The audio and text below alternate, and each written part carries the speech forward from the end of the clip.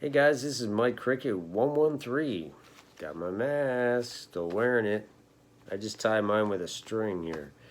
So I don't know if that's the safest thing to do, but whatever. But I was curious today that I was thinking about end-fed antennas. The way my house is situated, I have well, let's put it this way. I have in this room that I'm sitting in here now. I don't know, it's probably backwards. I'm looking at it backwards, but that Yesu map behind me there. Um, this room I'm in, where that map is, behind that wall is a attic over a garage where I have my 6 meter dipole. I have a 10 meter Falcon dipole, which I bought for 11 meter sideband purposes back in the day, but I use it for sideband for CB 11 meter, and I use it for 10 meter sideband, which is a privilege I have since I'm a technician from 28.3 to 28.5. Made contacts on that, both 11 and 10. And then I have, no lie, and I'll have to get the video up for you or some pictures or something. I have a Striker SRA 10 sitting on a steel plate with 100 and, what did I cut it at? 108-inch Romex screwed into the plate for ground radials in all four directions, like across.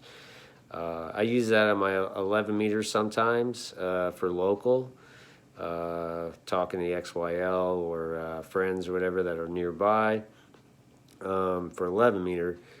And then I'll hook up the Falcon dipole inverted V. I have it set up for 11 sometimes too. But anyway, the whole point of this is that, anyway, if you keep going through the attic, there's a gable.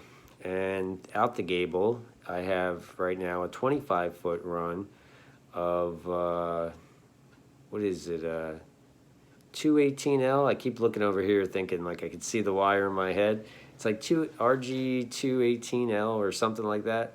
That's a 25-foot run, and that goes to my Tram 1480, which I have a video on, and that would be down in the videos a little bit. That was one I have there.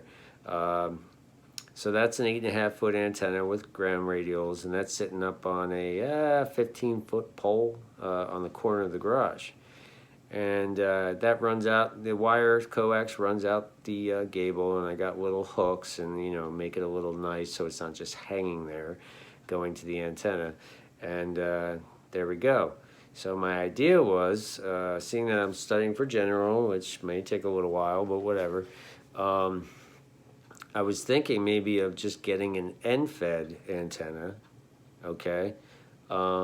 I know the Bowens usually, where you would hook up your coax, like a mount. WA3DEE, this is WA3DMX. Somebody's calling for Ron. Anyway, so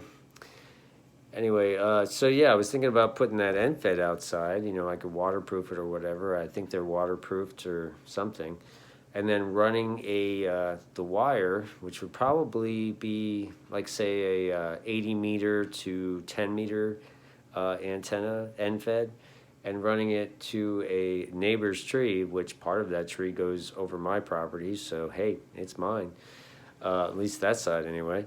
And with some cordage of some sort, I have to figure that part out. But, some people use a slingshot or a bow and arrow or whatever, or get that cord and tie something heavy to it and swing it over a branch, and there you go.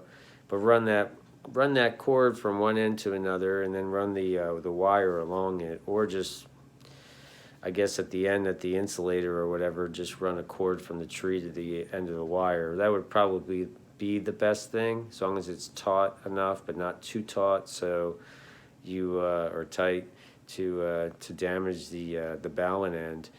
But from what I hear, end feds are good for, say, this application that I have, that I'm thinking about, considering anyway. And then, but they may not be the best thing. As they say with HF, you know, a center fed dipole is the way to go. You'll get better gain. You'll get better wave patterns. And in this case, in my case here, the it's open. You know, it's open, and it's really a good spot for the end fed. I just don't want to have a center fed. You know, I could pull it from the gable to that tree, no problem. But then I'd have the center portion with the coax dripping down from it, hanging from the middle of the backyard. You know, and to me, that's no. I don't. I use my backyard. You know, I garden. I'm out there. I got blueberry bushes over there. You know, near that spot, and I don't want to do that. So I think I'm gonna have to compromise and do the end fed right now. Maybe someday in the future, when I come up with another idea to do a center fed or an inverted V, you know, and put that 20 feet up or 30 feet up or whatever, you know, maybe the XYL won't mind that. We'll figure something out some other day. But that's what I'm thinking about doing. And I'm going to ask you guys, the ham community, and for suggestions and for any suggestions, ideas. I'm not sure the length. I'd have to measure that from the gable to the tree.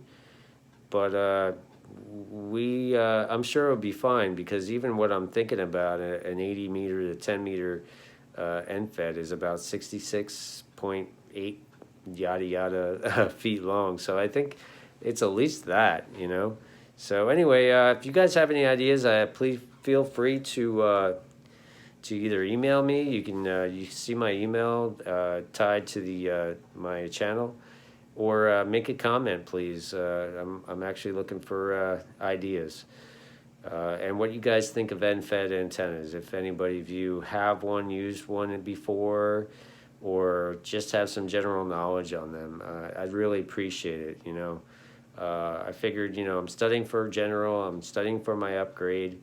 I'm using 10 meters now, and honestly, if I ever learned CW in between that time of the upgrade, I would be able to use CW on 80 and things like that, or digital. So like, you know, I just figured I'd give this a try. So I haven't purchased the antenna yet, so that's why I'm looking for your information, your ideas. So I appreciate it. Hey, thank you for all the new subscribers. I really appreciate that. And I hope you guys are guys and girls, sorry, doing well, and be safe, okay? All right, this is Mike Cricket 113, and 73 to y'all.